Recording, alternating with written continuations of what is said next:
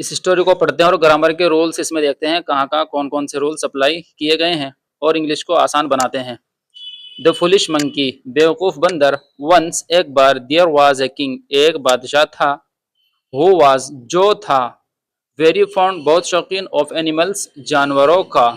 Of का meaning होता है काकी के, और हु का मीनिंग यहाँ पर जो है, क्योंकि यहाँ पर who as a relative noun use किया गया है।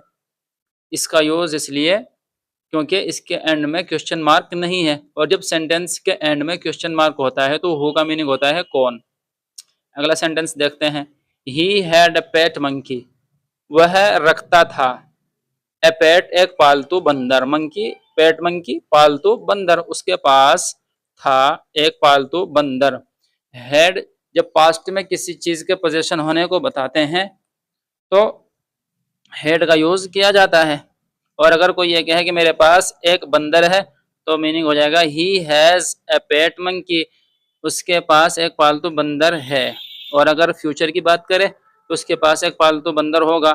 He will have a pet monkey, उसके पास एक पालतू बंदर होगा। इस तरह इसको हम चेंज करते चले जाते हैं। द मंकी वाज अ फूल, बंदर था। अ फूल, एक बेवकूफ। But he was treated royally, लेकिन ही वाज ट्रीटेड, उसके साथ रवैया किया जाता था। रॉयली, शाहाना, यानी कि शाही रवैया किया जाता था। यह हमारा पास्ट सिंपल सेंटेंस का पैसिव वॉइस है, जो कि मजहूल बोलते हैं, जिसको पैसिव वॉइस में यूज किया गया है। वाज ट्रीटेड यानी कि उसके साथ रवैया किया जाता था। रॉयली, शाहाना, शाही रवैया। एंड मूव्ड, और घुमाया जाता था। फ्रीली, आजादाना तरीके पर। यह हमारा एडवर्ब है, freely. In the Kings palace, बादशाह के महल में। यहाँ पर ये एपोस्ट्रोफी आया है, जहां पर भी ये आता है तो उसका मीनिंग होता है काकी के।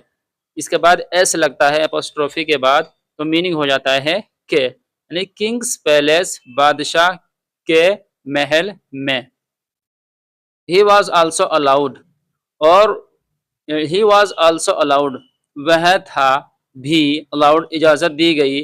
टू एंटर, दाखिल होने की। द किंग्स पर्सनल रूम्स, बादशाह के पर्सनल रूम्स में। यहाँ पर भी एपोस्ट्रोफी आया है। अब यहाँ देखते हैं, ये भी हमारा पास्ट सिंपल सेंटेंस का पैसिव वॉइस यूज किया गया है, यानी उसको इजाजत दी गई थी।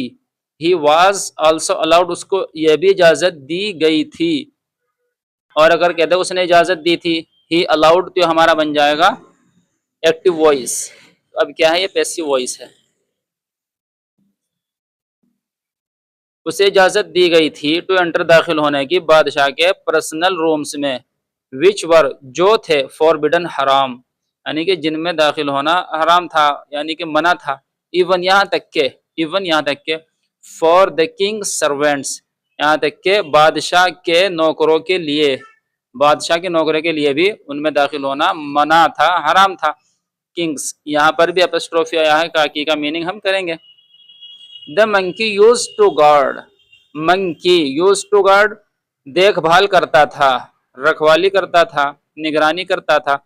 यूज टू के बाद वर्ब की फर्स्ट फॉर्म आती है और सेंस निकलता है पास्ट में किसी काम के लगातार होने का, यानी कि पास्ट में कोई काम लगातार हो रहा हो। यूज टू के बाद वर्ब की फर्स्ट फॉर्म इसको रिप्रेजेंट करता है। मंकी करता था, यूज टू गार्ड, देखभाल। और अगर हम कहें कि वो दूध पिया करता था, ही यूज टू ड्रिंक मिल्क, वह दूध पिया करता था। वह रोजाना टहलता था। ही यूज टू वॉक डेली, वह रोजाना टहलता था। इस तरह हम बना सकते हैं यूज टू का स्ट्रक्चर को यूज करके। मंकी देखभाल करता था, निगरानी करता था। द किंग, बादशाह की। एट नाइट, रात में। वाइल, जब के। ही स्लेप्ट, वो सोता, जब बादशाह सोता होता। ही स्लेप्ट, ये हमारा पास्ट सिंपल का सेंटेंस यूज हुआ है। स्लीप की सेकंड फॉर्म है स्लेप्ट, जब वो सोता होता। वन डे, एक दिन। As the king was sleeping, जैसे ही बादशाह वाज स्लीपिंग, सो रहा था। ये हमारा पास्ट का कंटिन्यूअस टेंस है। वाज के साथ वर्ब में आईएनजी फॉर्म लगती है। अ फ्लाई एंटर्ड, एक मक्खी दाखिल हुई। द रूम, कमरे में। ये हमारा पास्ट सिंपल का सेंटेंस है, सिंपल सेंटेंस है। It came near the king, यह आई। नियर द किंग, बादशाह के करीब। यह भी हमारा कैम सेकंड फॉर्म है कम की, यह भी हमारा पास्ट सिंपल सेंटेंस है। द मंकी थॉट, बंदर ने सोचा। दैट, कि the king would get disturb, बादशाह होंगे डिस्टर्ब, यानी कि बादशाह डिस्टर्ब होंगे। ये वर्ड पास्ट फ्यूचरिटी होता है, क्योंकि जब पास्ट में कोई काम फ्यूचर में होने को बताते हैं प्रेजेंट से पहले पहले, यानी वहां पर वुड का यूज किया जाता है, क्योंकि बात पास्ट की हो रही है इसलिए वुड का यूज किया गया है। So he tried to drive the fly away, तो ही ट्राइड उसने कोशिश की, टू ड्राइव चलाने की, द फ्लाई मक्खी को, अवे दूर। सेंस क्या निकलेगा, उसने मक्खी को भगाने की कोशिश की। ड्राइव अवे एक फ्रेजल वर्ब है, जब हम इसको ड्राइव के साथ अवे का यूज करते हैं तो इसका मीनिंग होता है निकालना, भगाना। But the fly would go away, लेकिन द फ्लाई मक्खी वुड गो चली गई दूर, एंड कम और आई बैक वापस, अगेन दोबारा, to disturb the king disturb करने बादशाह को। The monkey go tired, monkey बंदर हासिल कर चुका था, टायर्ड थकान। सेंस क्या निकलेगा, देखिए बंदर थक चुका था, थक गया था, ऑफ द फ्लाई मक्खी की वजह से। ऑफ का मीनिंग होता है वजह से भी आता है, रीजन बताने के लिए भी यूज किया जाता है। बंदर थक चुका था मक्खी की वजह से।